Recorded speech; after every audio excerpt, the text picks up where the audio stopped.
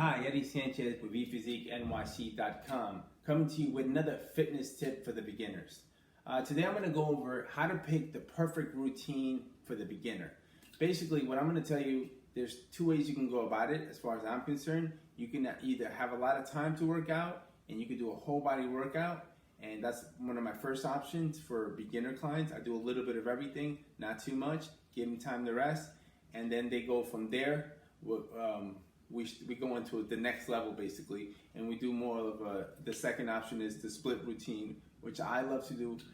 The split routine is how I started working out basically. I basically do Monday, I'll do say chest, triceps. Tuesday, I'll do back, biceps.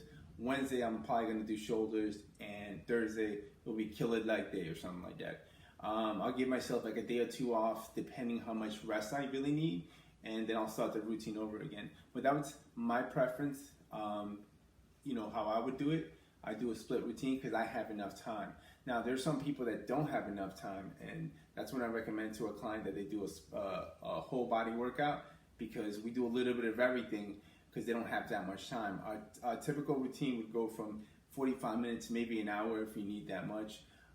We do a little bit of everything. So that's for people with not enough time to work out. Again, whole body routine for the people that don't have a lot of time to dedicate to working out, and to the people that do have a lot of time, I would choose something more simple like a split routine where you split the body up into different body parts. So that's my two preferences for starting a routine.